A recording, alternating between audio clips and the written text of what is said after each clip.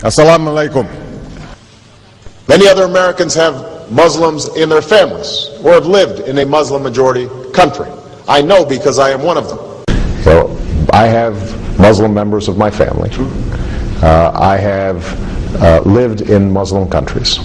The largest one? The largest one, Indonesia. But my father came from a Kenyan family that includes generations of Muslims. As a boy, I spent several years in Indonesia and heard the call of the azan at the break of dawn. I have known Islam on 3 continents before coming to the region where it was first revealed. That experience guides my conviction. You're absolutely right that John McCain has not talked about my Muslim faith. Many people in this part of the world talk extensively about the fact that Obama has Islamic heritage, that some of his relatives in Africa are also practicing Muslims right now. When the President of the United States says, my family is Muslim, what are you supposed to respond to that? It is remarkable to have a president who can say, I've lived in Muslim countries, I have Muslim members of my family. That's certainly yet another first.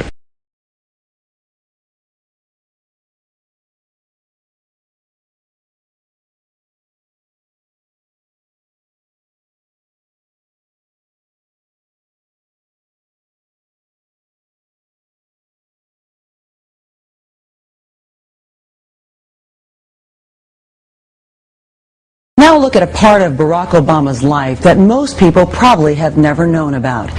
When Obama's stepfather changed jobs and moved the family to another neighborhood in Jakarta, Obama's mother enrolled him in the Basuki Public School. Obama's former classmates showed me his old desk.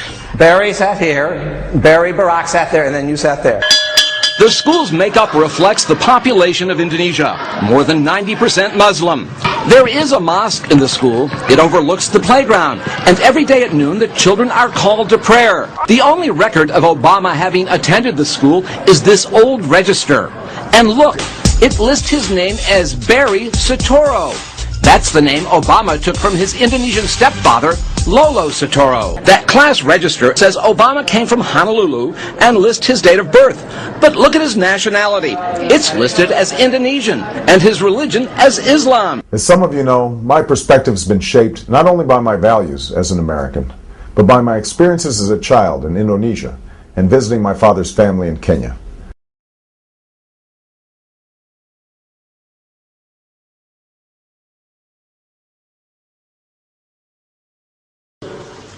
We will convey our deep appreciation for the Islamic faith, which has done so much over the centuries to shape the world. I would like to speak directly to the people and leaders of the Islamic Republic of Iran. Their great and celebrated culture.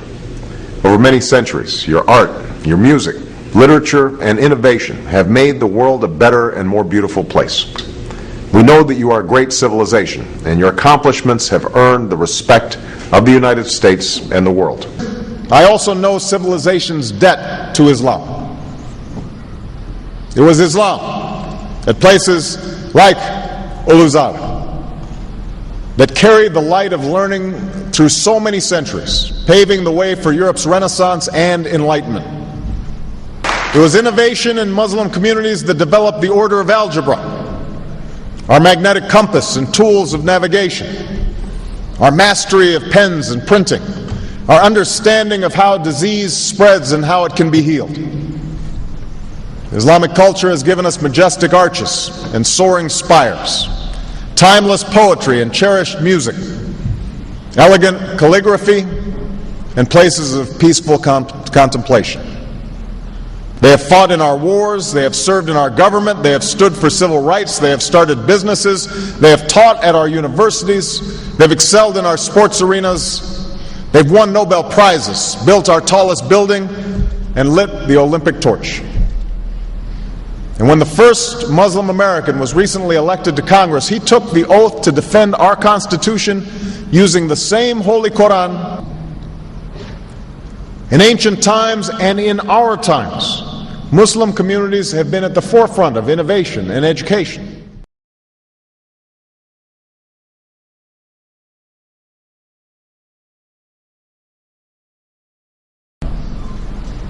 As the Holy Quran tells us, the Holy Quran teaches that, the Holy Quran tells us, and the Holy Quran also says,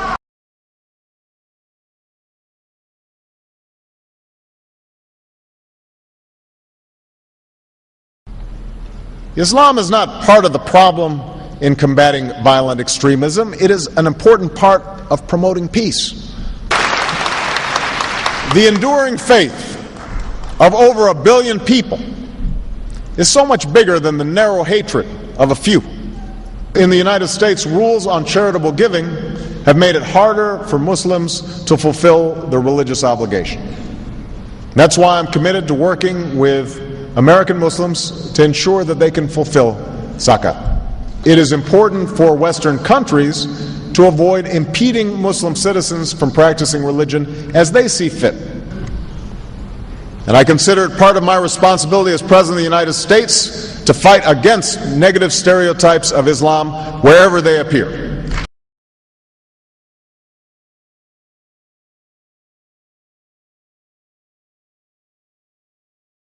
We are no longer a Christian nation. We do not consider ourselves a Christian nation. The United States has been enriched by Muslim Americans. Since our founding, American Muslims have enriched the United States. Islam has always been a part of America's story. There is a mosque in every state in our union and over 1,200 mosques within our borders. One of the points I want to make is that if you actually took the number of Muslims Americans, we'd be one of the largest Muslim countries in the world. Let there be no doubt, Islam is a part of America.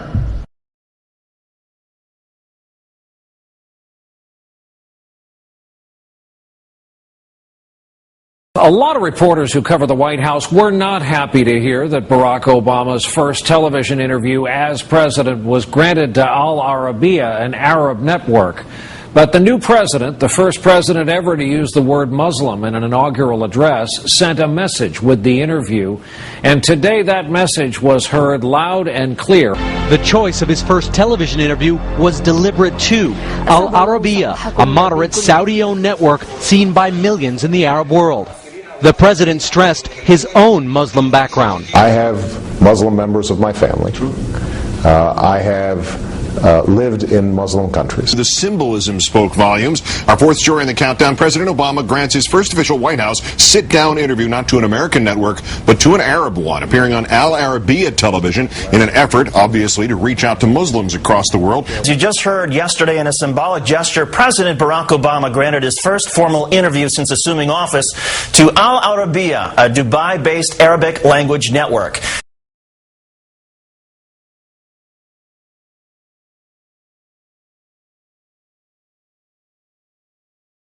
He did bow to the Muslim king, while he did not do it to the British Queen of England. And by bowing, he showed the world that I am subservient. I do bow down to you as a Muslim king, something no other president has done with Saudi Arabia. The Saudi king is his peer. He is not his subordinate in order to bow for him. And this is exactly what Obama did. Usually it is out of respect that someone would nod his head when bowing to royalty, and the ladies will give curtsy. But Obama went beyond what is required as a head of state and bowed to the Saudi king, and that's unacceptable. It sent the wrong symbol. When you say it sends the wrong signal, what signal do you think it sends?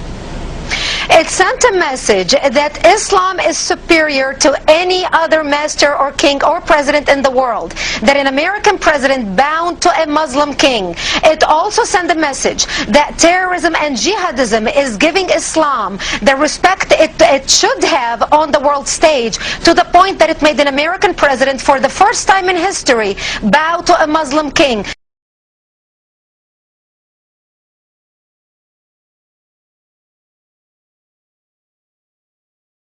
Barack Obama defending his faith on the campaign trail yet again. This from over the weekend in Ohio. The Democrat, for some reason, for some people rather, is having a hard time proving that he's not Muslim since that picture came out of him dressed in traditional Muslim garb.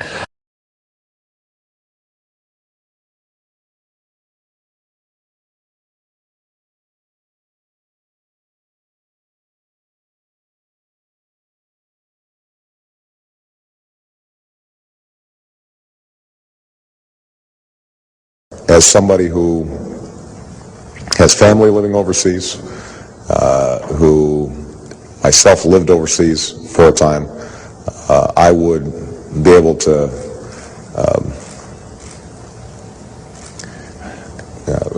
I think the world would see me as a different kind of president, somebody who can see the world through their eyes. And so I've said this before, if I go to a poor country to talk about how the United States and that poor country can cooperate, I do so with the credibility of somebody who has a grandmother who lives in a poor village in Africa. If I convene a meeting with Muslim leaders around the world, I do so with the credibility of somebody who actually lived in a Muslim country for a number of years.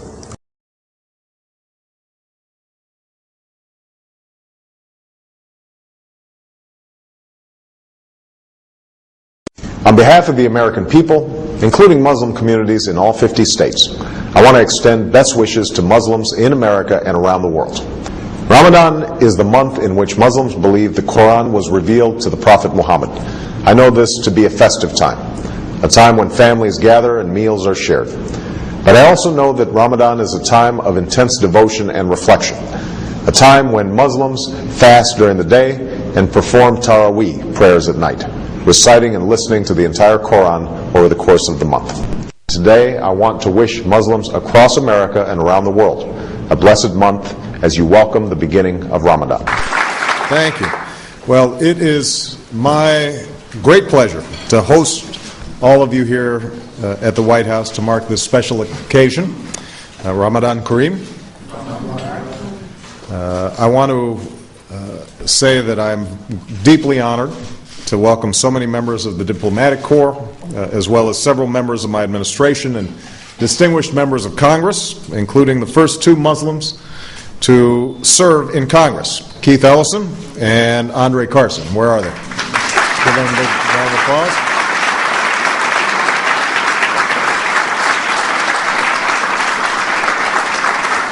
And most of all, I want to welcome all the American Muslims from many walks of life who are here. This is just one part of our effort to celebrate Ramadan, that I welcome each and every one of you to the White House.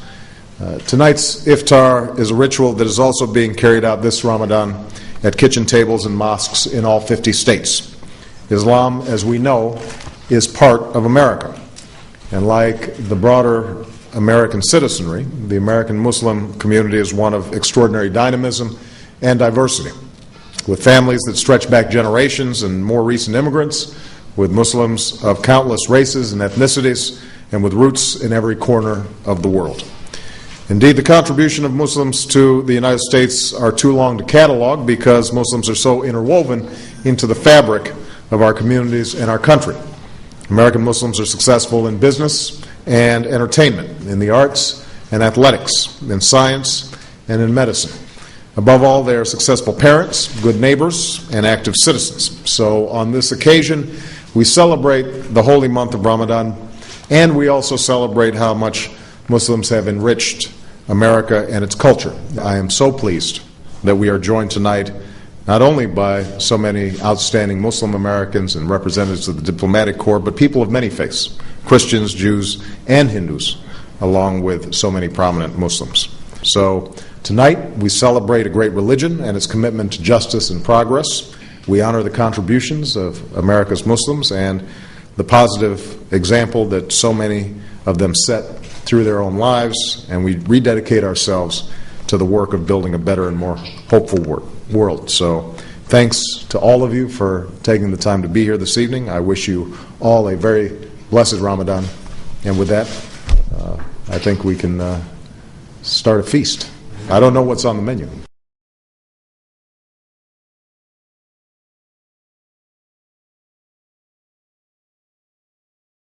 Officials at Georgetown University covered a monogram symbolizing the name of Jesus because it was inscribed on the stage where the president spoke Tuesday. The White House asked for all symbols to be covered at the lecture hall. The monogram, IHS, which comes from the Greek for Jesus, was covered with a triangle of black painted plywood. At the Jesuit-founded Georgetown University, there are naturally crosses and religious symbols everywhere. But Tuesday, when this stage at Gaston Hall was set for President Barack Obama, the cross and the letters IHS, a symbol for Jesus Christ's name, were covered over, blacked out. This photograph shows how the pediment above the stage normally looks, but this was how it appeared Tuesday.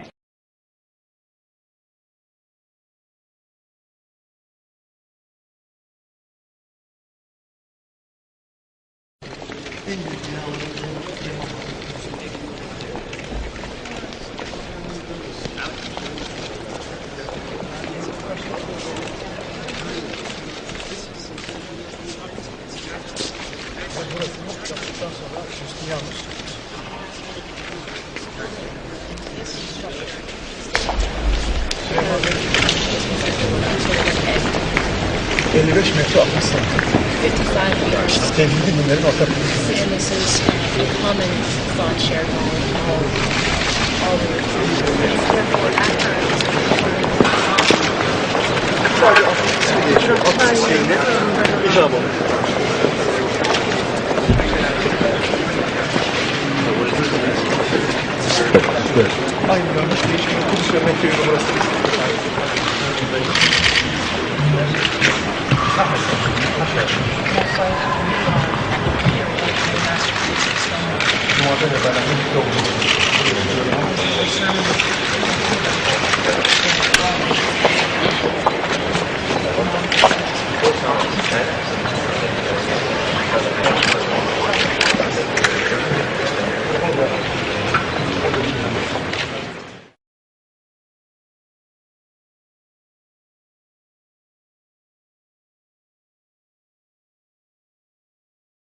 An army officer, a Muslim convert, is the suspect in a shooting spree at the largest U.S. Army base. At least 12 are dead, military and civilians, while more than 30 were wounded.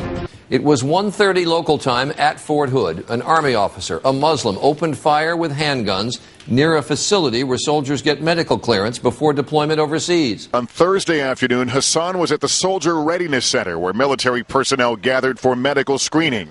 He was armed with 2 guns, one of them a semi-automatic, and opened fire, striking down more than 40 victims. Yeah, according to a relative of one of the witnesses to the shooting, Major Hussein shouted Allah Akbar, or God is great, before he opened fire on the soldiers. Can you confirm that from other reports? There are first-hand accounts here from soldiers that are similar to that. Soldiers who witnessed the massacre reported that Hussein shouted Allah Akbar, Arabic for God is great, right before he began shooting. I was sitting in about the second row back when the assailants stood up, yelled Allah Akbar in Arabic, and he opened fire. And take a look at this surveillance video aired last night on CNN. A convenience store clerk says that man is Hassan, dressed in traditional Muslim attire, calmly picking up breakfast just hours before the shooting. There are also reports that on the morning of those shootings, Major Hussein was handing out copies of the Quran to his neighbors.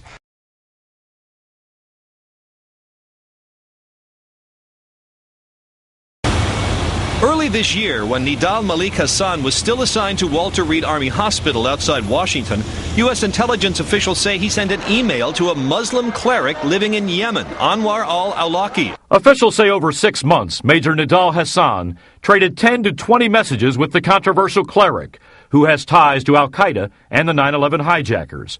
In early 2000, 2 of the 9/11 hijackers turned up at a San Diego mosque where he was then an imam. He left the U.S. in 2002 for Yemen, and since then, in videos and online lectures, he has offered justifications for attacks on the West. He is literally taking al-Qaeda propaganda written by some of al-Qaeda's key leaders and translating it into English and interpreting it for a Western audience. Al-Awlaki's website now calls Hussein a hero, asking how can there be any dispute about the virtue of what he has done. So essentially, Hassan's former religious leader, now in Yemen, is the top al-Qaeda guy.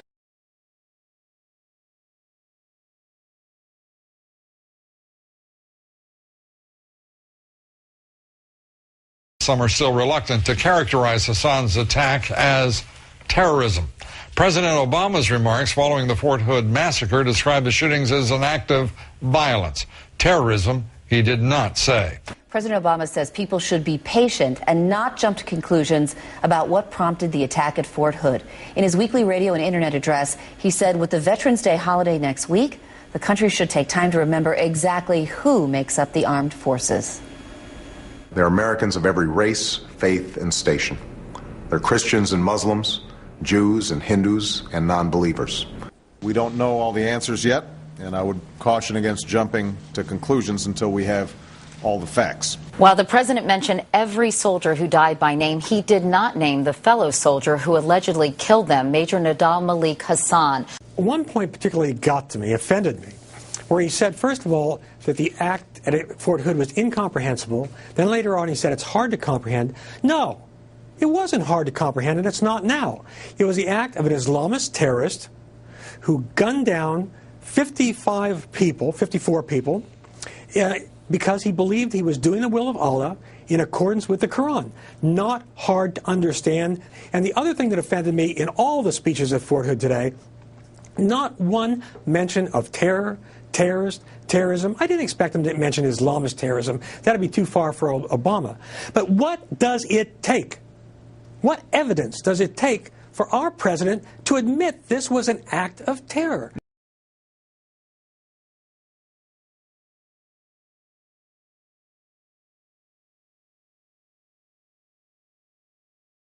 The day of the shooting, the first statement, he comes out, he steps to the podium. The country is waiting to hear from the commander-in-chief after 13 servicemen and women under his command were gunned down. We get 2 minutes of shout-outs before he even addresses it. Number two, he talks about this act. You get 2 minutes of shout-outs at the podium to all of his buddies in the front row before he even gets to a statement on the actual shooting. We're told that President Obama will address this shooting rampage now. Let's listen live.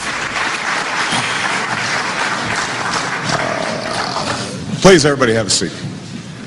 Let me, first of all, just thank Ken and the entire Department of the Interior staff for organizing just an extraordinary conference. I want to thank my cabinet members and senior administration officials who participated today. I hear that Dr. Joe Medicine Crow was around, and so I want to give a shout out to that Congressional Medal of Honor winner. Good to see you.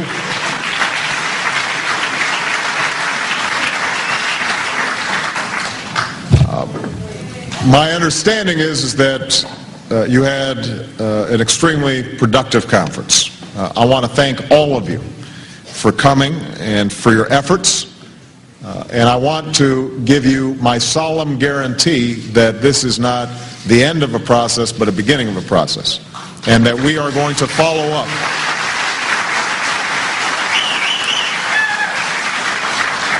We are going to follow up. Every single member of my team understands that this is a top priority for us. I want you to know that, as I said this morning, this is not something that we just give lip service to.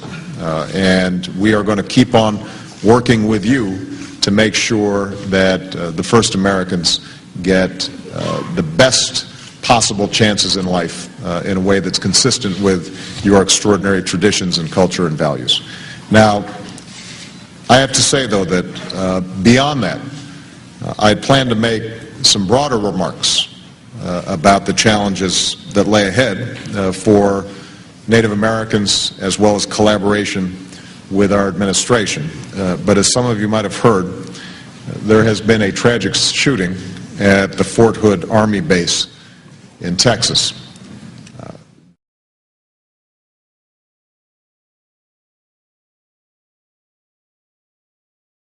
A photo that caused a near panic in lower Manhattan a week ago. It's a lovely photo with the Statue of Liberty just below Air Force One there, just as they planned it.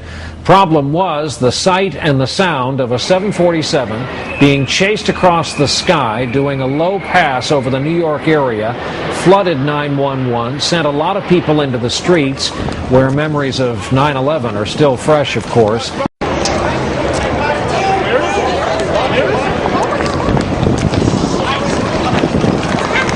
Run! Oh my God! Oh yeah.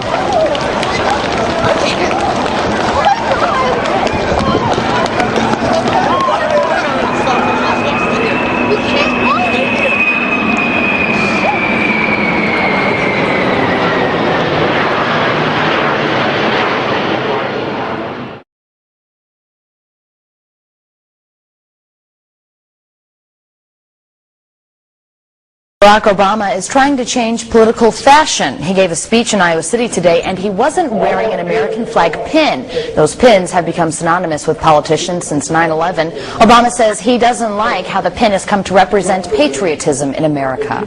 I won't wear that pin on my chest. It's a little weird, Alan, that in the middle of the campaign, the guy takes off the American flag that most people wear because they're proud of their country. We want or so gallantly dreaming of the rockets, the red cloud, wolves bursting in the air. God, poo-poo, we had poo-poo the night, and our flag, oh, it was still there. Oh, Savior, that star-spangled banner.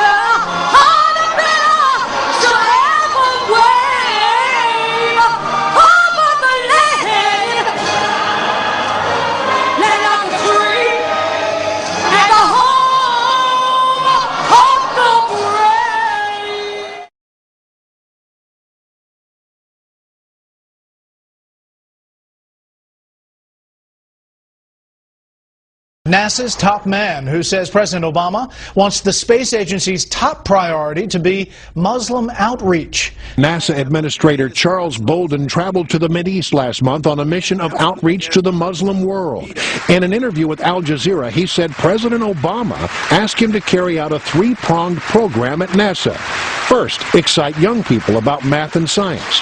Secondly, expand international relationships. And third, and perhaps foremost, he wanted me to find a way to reach out to the Muslim world and engage much more with dominantly Muslim nations to help them feel good about their historic contribution to science and engineering. My first question to you is, why are you here in the region? Oh, I appreciate you asking the question. I'm here in the region. It's sort of the first anniversary of President Barack Obama's visit to Cairo and his speech there when he gave what has now become known as Obama's Cairo Initiative, where he announced that he really wanted this to be a new beginning of the relationship between the United States and the Muslim world. When I became the NASA administrator, or before I became the NASA administrator, he charged me with three things. One was he wanted me to help re-inspire children to want to get into science and math. He wanted me to expand our international relationships. And third, and perhaps foremost, he wanted me to find a way to reach out to the Muslim world and engage much more with dominantly Muslim nations to help them feel good about their historic contribution to science and engineering. Well, that was NASA Administrator Charles Bolden recounting his mission as spelled out to him by President Obama in an interview with Al Jazeera TV. So, the President wants our space program boss to focus, first and foremost, on making the Muslim world feel good?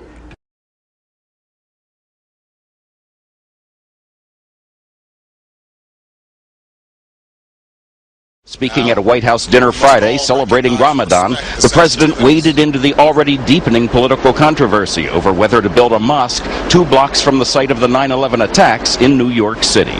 Welcome to the White House. To you, to Muslim Americans across our country, and to more than 1 billion Muslims around the world, I extend my best wishes on this holy month. Ramadan Kareem.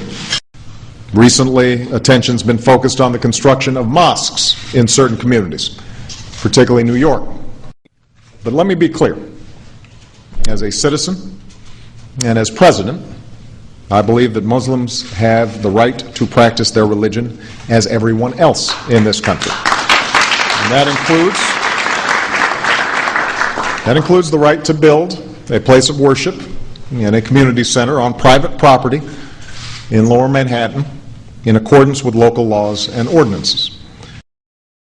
So thank you all for being here. I wish you a blessed Ramadan. And with that, let us eat.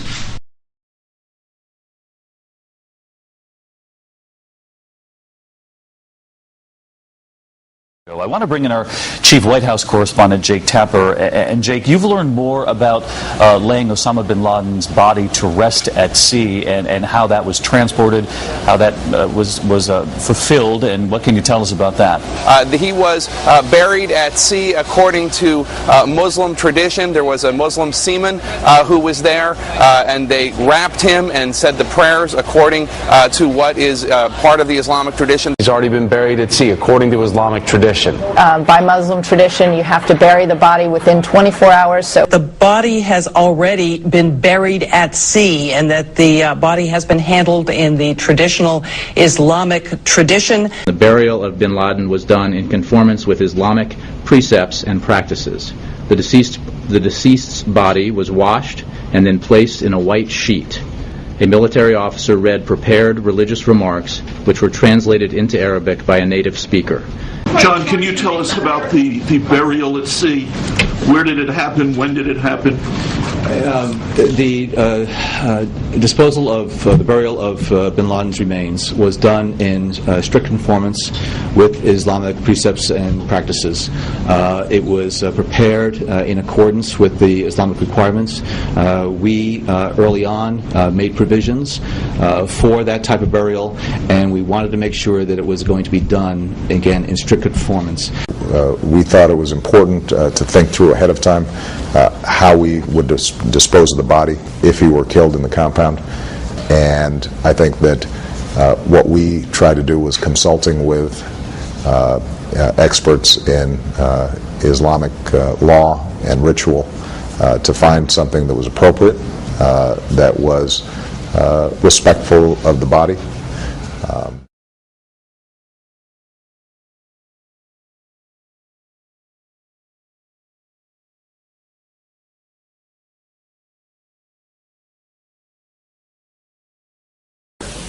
So let me say this as clearly as I can. The United States is not and will never be at war with Islam. America is not and never will be at war with Islam.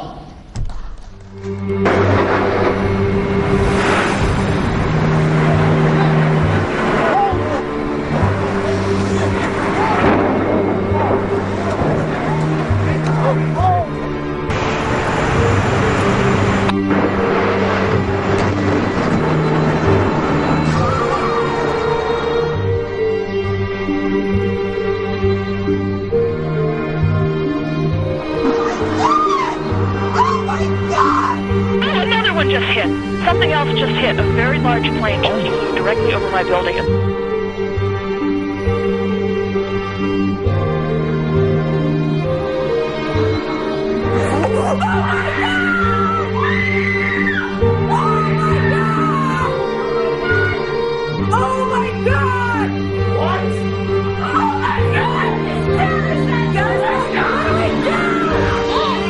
Oh my God, another plane has just hit.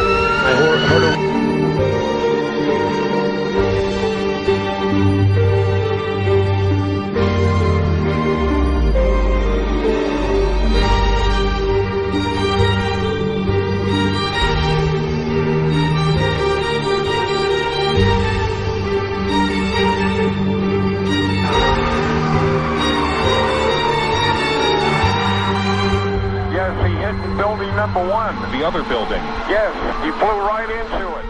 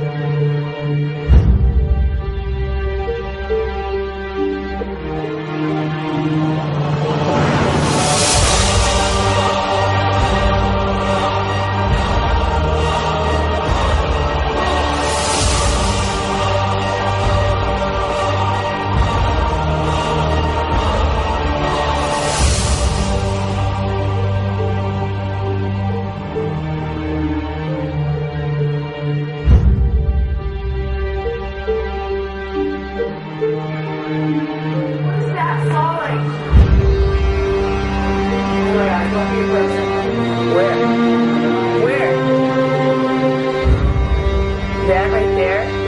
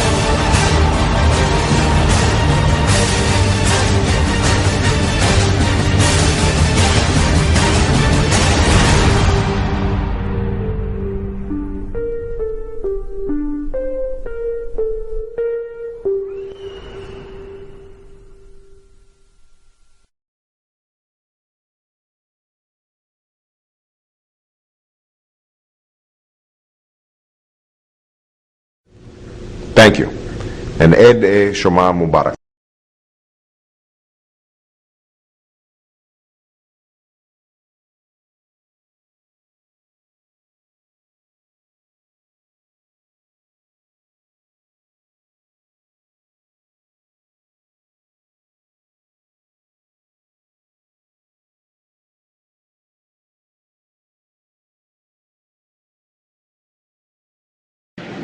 on the assumption that you're elected president on day one, you'll walk in, and the war will probably still be on.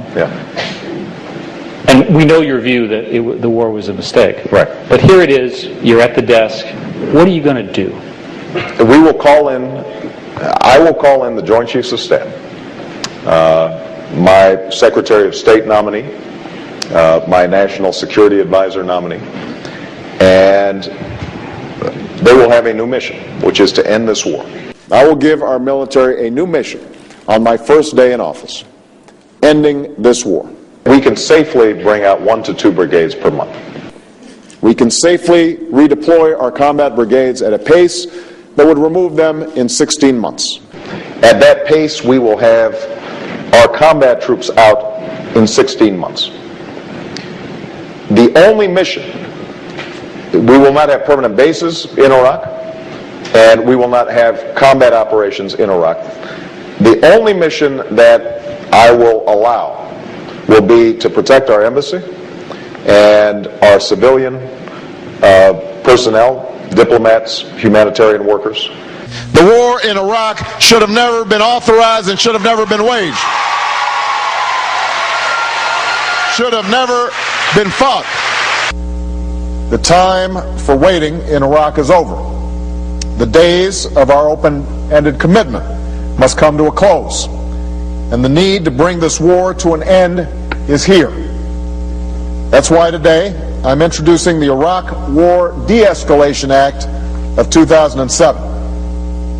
This plan would not only place a cap on the number of troops in Iraq and stop the escalation, more importantly, it would begin a phased redeployment of U.S. forces with the goal of removing all U.S. combat forces from Iraq. So let me say this as plainly as I can. By August 31st, 2010, our combat mission in Iraq will end. I intend to remove all U.S. troops from Iraq by the end of 2011. We have to be clear and unequivocal. We do not torture. This morning I signed 3 executive orders. First, I can say without exception or equivocation that the United States will not torture. We will close the Guantanamo Bay detention camp. This first executive order that we are signing by the authority vested in me as President by the Constitution and the laws of the United States of America, in order to effect the appropriate disposition of individuals currently detained by the Department of Defense at Guantanamo, and promptly to close the detention facility at Guantanamo. And we then provide the process whereby Guantanamo will be closed no later than 1 year from now. Second, I will cut tens of billions of dollars in wasteful spending. I will cut investments in unproven missile defense systems. I will not weaponize space. I will slow our development of future combat systems. Moving the ship of state is a slow process. States are like big tankers. They're not like speedboats. You can't just whip them around and go in a new direction. Instead, you kind of slowly move it, and then eventually you end up in a very different place.